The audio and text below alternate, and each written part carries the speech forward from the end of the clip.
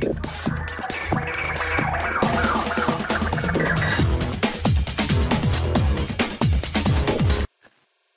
Viewers, বিনোদন জগতের সব খবর নিয়ে আপনাদের সঙ্গে এই মুহূর্তে রয়েছি আমি রিপোর্টার কুলসুম। বন্ধুরা, আমাদের ঢালিউড কুইন অপু বিশ্বাস খুব চমৎকার করে তার ব্যক্তি জীবনের কিছু কথা শেয়ার করলেন।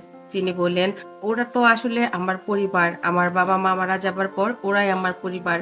আর তাদের সঙ্গে কথাগুলো বলতে গিয়ে ননদের সম্পর্কে বললেন যে, ও তো আমার বন্ধু। যখন সাকিবের সঙ্গে প্রেম ছিল, ঝগড়া হতো, তখন ও মনি আমাকে বলত। যেমন ধরো একটা উদাহরণ যদি দেই, একবার একটা সিনেমার সিন করেছিল এক নায়িকার সঙ্গে। আমি তার নাম বলতে চাচ্ছি না। কিন্তু ওই সিনেমাটা ওই দৃশ্যটা আমার পছন্দ হয়নি। আমি শাকিবকে ফোন করে বলেছি, এই সিনটা কেমন হলো?" তখন শাকিব বলেছিল যে, "আর কখনো করবে না।" কিন্তু আমি অভিমান করেছিলাম এমন যে, ১ম এই তাকে ব্লক করেছিলাম এবং তার সঙ্গে কথা বলা বন্ধ করে দিয়েছিলাম।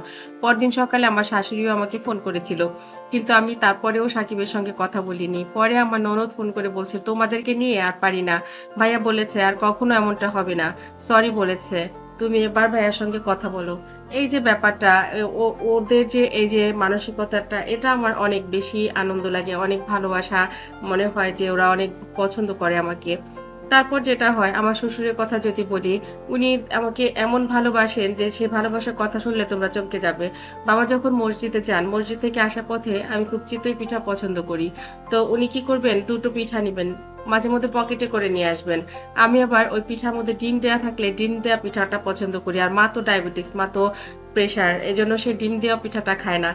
সে কি করবে, ওই পিঠাটা এনে আমাকে লুকিয়ে ১ম এ বলবে, "এটার মধ্যে কিন্তু ডিম দেয়া। আবার শাশুড়িকে এটা দিও না। আর বলোও না যে ডিম দেয়া পিঠা আমি এনেছি। তাহলে আবার মন খারাপ করবে।"